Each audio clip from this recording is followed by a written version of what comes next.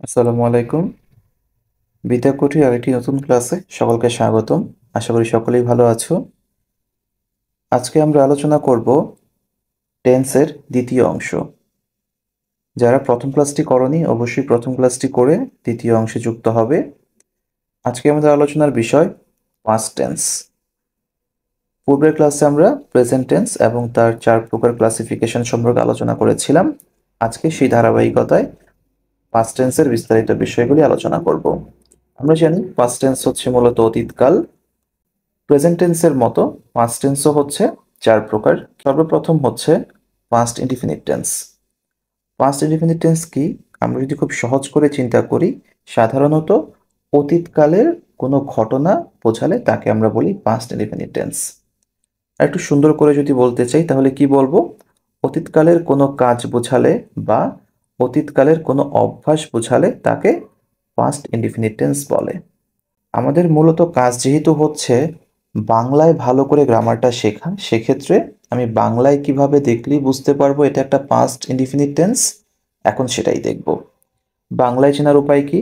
খেয়াল করি, বাংলা ক্রিয়ার শেষে যদি ল অথবা লাম, ত, তাম, তে, তেন ইত্যাদি থাকে তাহলে কেমন হবে বিষয়টা খেয়াল করো। করেছিল, করিয়াছিল, করেছিলাম, করিয়াছিলাম, অর্থাৎ বাংলা ক্রিয়ার শেষে ছিলাম অথবা লাম এই ধরনের শব্দাংশ যুক্ত থাকবে, সেক্ষেত্রে তাকে আমরা বলবো পাস্ট ইনডিফিনিট টেন্স। এক্সাম্পল খেয়াল করি, লুনা গান গাইতো।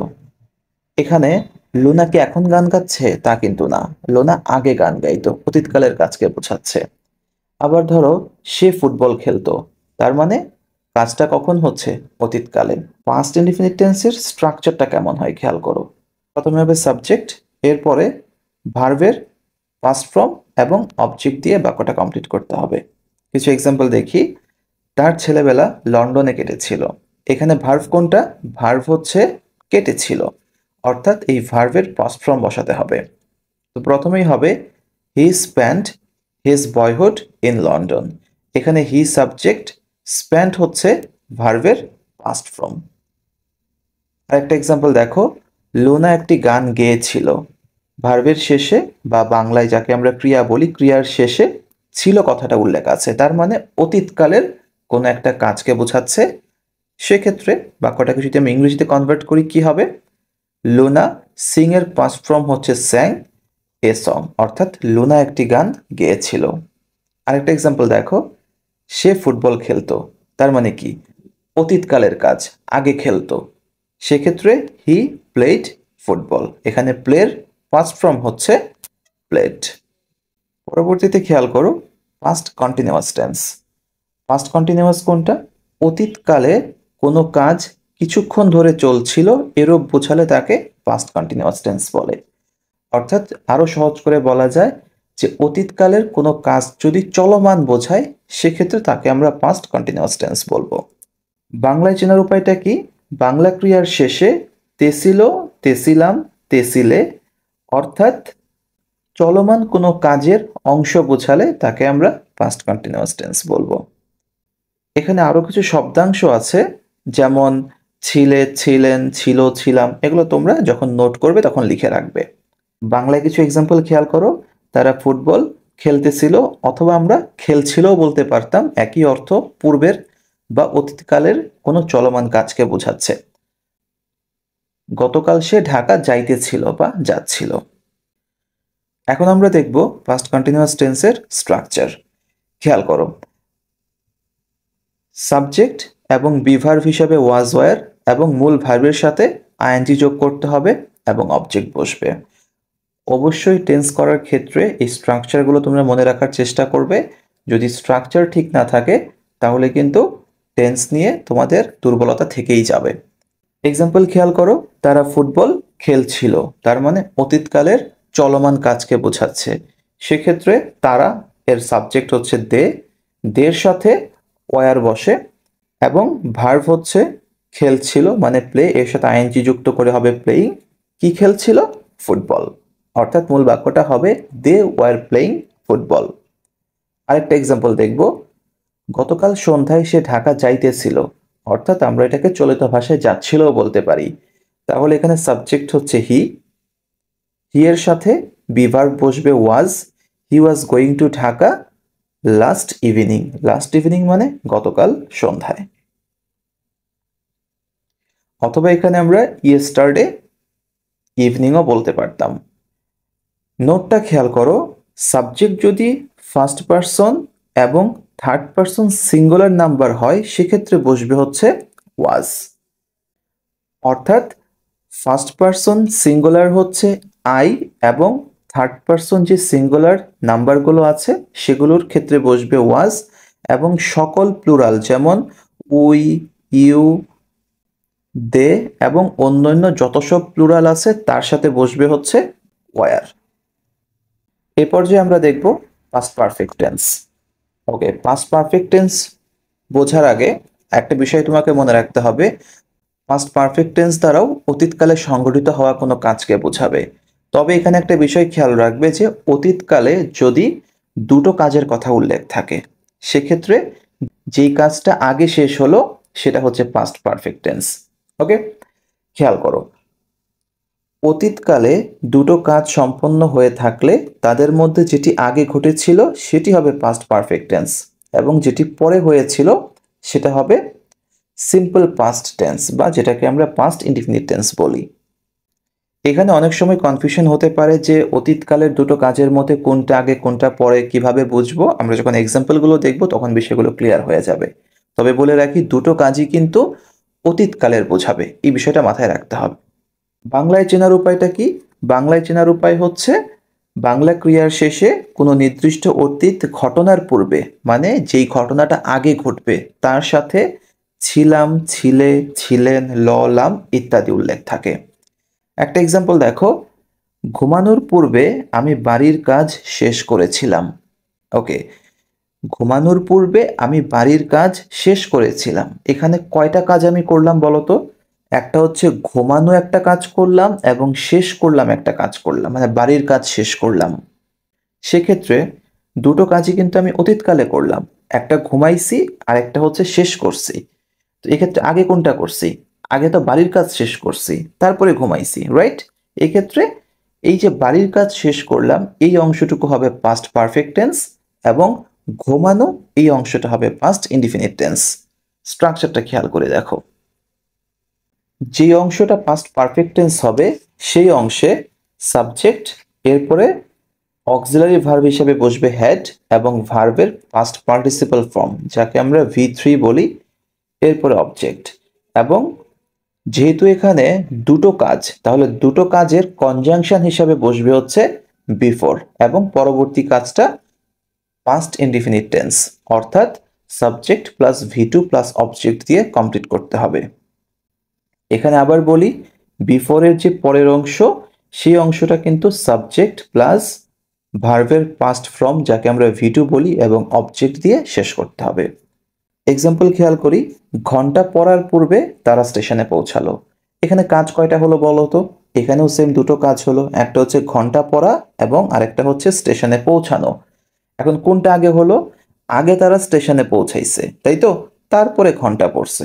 এক্ষেত্রে তারা স্টেশনে পৌঁছালো, এই যে তারা স্টেশনে পৌঁছালো এই অংশটুকু হবে পাস্ট পারফেক্ট টেন্স, এবং ঘন্টা পড়া, বা এটাকে আমরা যদি বলি ঘন্টা বাজা, হ্যাঁ, মানে ঘন্টা বাজার পূর্বে, এভাবে বললে বিষয়টা বুঝতে আরো সুবিধা হয়।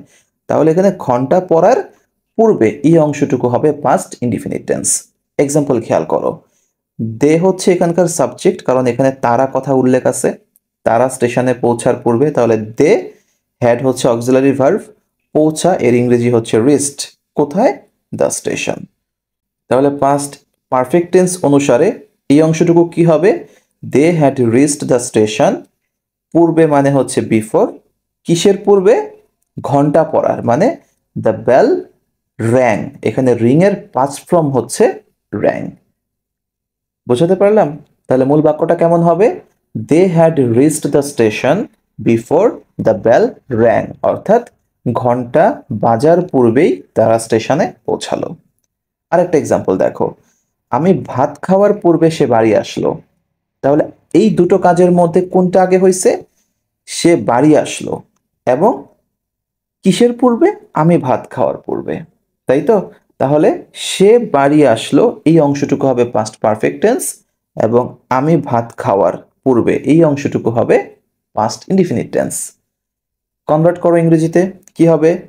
দুঃখিত, এখানে লেখাটা আসে নাই, কিছুটা লেখা স্কিপ হয়ে গেছে। যেমন সে বাড়ি আসলো, দুঃখিত এখানে হি এর পরে স্লাইডে লেখাটা আসে নাই, খেয়াল করো। হি এর পরে কি বসবে? অক্সিলারি ভার্ব হিসাবে হ্যাড বসবে, এবং তারপরে ভার্বের ভি3। এখানে আসলো মানে কাম, কামের ভি3 কামই হয়, তাহলে হবে he had come home before, মানে সে আসলো পূর্বে। কিসের পূর্বে? I ate rice.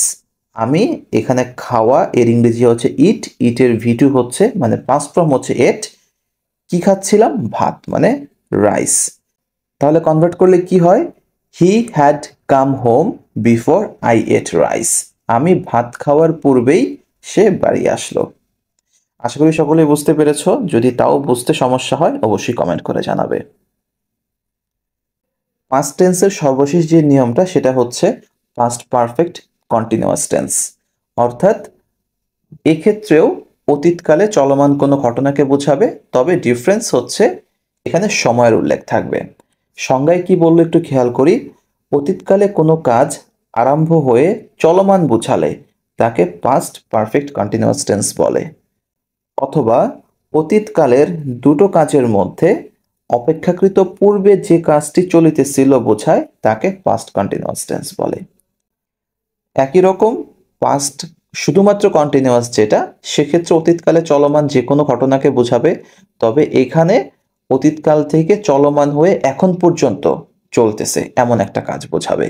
আর অবশ্যই সহজ করে বুঝতে গেলে আমরা এরকম বলতে পারি যে অতীতকালে চলমান কোনো একটা কাজ যেখানে সময়ের উল্লেখ থাকবে সেটাই হচ্ছে পাস্ট পারফেক্ট কন্টিনিউয়াস। বাংলায় চেনার উপায় কি? বাংলা ক্রিয়া বা যেটাকে আমরা ভার্ব বলি, ভার্বের শেষে তেছিল, তেছিলেন, তেছিলাম এই শব্দগুলো থাকবে। তোমরা যখন নোট করবা অবশ্যই এখানে বাংলায় চেনার যে উপায়গুলো বিস্তারিত দেয়া আছে সেগুলো নোট করে নিবা, কারণ আমাদের ক্লাসগুলো এত বিস্তারিত নেওয়ার প্রধান উদ্দেশ্যই হচ্ছে যেন তোমরা বাংলায় ভালো করে বুঝতে পারো এবং সেটাকে খুব সহজেই ইংরেজিতে কনভার্ট করতে পারো। এক্ষেত্রে আমাদের ফ্রি হ্যান্ড রাইটিংটাও যেরকম ক্লিয়ার হয়ে যাবে, এবং ইংলিশ গ্রামারের অন্যান্য যে অংশগুলো আছে সেগুলো করতে গেলেও তোমাদের জন্য অনেক অনেক অনেক সহজ হবে। ওকে, কিছু এক্সাম্পল দেখি। আমি 2 দিন যাবত জ্বরে ভুগছিলাম। দেখো, ভুগছিলাম মানে কি? অতীতকালের চলমান কোনো কাজকে বোঝাচ্ছে। কয়দিন ধরে? 2 দিন যাবত, সময়ের উল্লেখ আছে, তার মানে এটা একটা পাস্ট পারফেক্ট কন্টিনিউয়াস টেন্স। আবার দেখো, বাবা বিকেল থেকে বাগানে কাজ করছিল।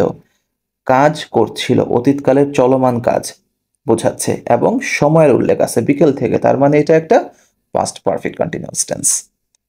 এখন স্ট্রাকচার দেখি চলো। প্রথমেই সাবজেক্ট, এরপরে অক্সিলারি ভার্ব হিসেবে বসবে হ্যাড বিন, ভার্বের সাথে আইএনজি যুক্ত করতে হবে, এরপরে অবজেক্ট। আর যেহেতু এখানে সময়ের উল্লেখ থাকে সেক্ষেত্রে সিন্স অথবা ফর এবং টাইম দিয়ে বাক্যটা কমপ্লিট করতে হবে। এখন কথা হচ্ছে সিন্স কখন বসবে এবং ফর কখন বসবে। যারা প্রথম ক্লাসটা করে আসছো তারা, আমার বিশ্বাস তারা জানো, সিন্স হচ্ছে কোনো নির্দিষ্ট সময়ের ক্ষেত্রে, এবং ফর হচ্ছে যদি সময়ের ব্যক্তি বোঝায়, যেমন ধরো 2 দিন ধরে, 7 দিন ধরে, 5 বছর ধরে, 10 বছর ধরে, এরকম সময়ের ব্যক্তি বোঝালে ফর। এবং নির্দিষ্ট করে, যেমন ধরো সকাল থেকে, বিকাল থেকে, দুপুর থেকে, অথবা 2010 সাল থেকে, এখানে কোনো ব্যক্তি থাকবে না, নির্দিষ্ট একটা সময়কে উল্লেখ করে দিবে, সেক্ষেত্রে হবে সিন্স। ঠিক আছে, খেয়াল করো। সকাল থেকে বৃষ্টি হচ্ছিল, এখানে কিন্তু নির্দিষ্ট করে বলে দিছে কখন থেকে, সকাল থেকে, কোনো ব্যক্তি নাই। ওকে, সেক্ষেত্রে কনভার্ট করলে কি হয় দেখো, যেহেতু বৃষ্টি হচ্ছিল আমরা জানি বৃষ্টি হওয়ার ইংরেজি হচ্ছে ইট ইজ রেইনিং। ওকে, এখানে ইটটা কেন দিব? কারণ এখানে আলাদা করে বৃষ্টি হওয়াটাই একটা ভার্ব, এখানে আলাদা করে সাবজেক্ট নাই, সেক্ষেত্রে আমাকে ইট সাবজেক্ট আনতে হবে। তাহলে ইট হচ্ছে এখানকার সাবজেক্ট, হচ্ছিল হ্যাড বিন অক্সিলারি ভার্ব হিসাবে বসলো, এবং ভার্ব প্লাস আইএনজি মানে কি? বৃষ্টি হওয়া মানে রেইন, আর হচ্ছিল মানে raining. It had been raining কখন থেকে? সিন্স মর্নিং, নির্দিষ্ট সময়, তাই সিন্স। পরবর্তীতে দেখো, বাবা 2 ঘন্টা যাবৎ বাগানে কাজ করছিল। ওকে, কাজ করছিল মানে কি? অতীতকালের চলমান কাজকে বোঝাচ্ছে, সেক্ষেত্রে father had been working in the garden. এখানে হ্যাড বিন হচ্ছে অক্সিলারি ভার্ব এবং ওয়ার্কের সাথে আইএনজি যুক্ত করে হলো working in the garden for 2 hours. For কেন? কারণ সময়ের ব্যক্তি বোঝাচ্ছে, 2 ঘন্টা যাবৎ তিনি কাজ করছিলেন।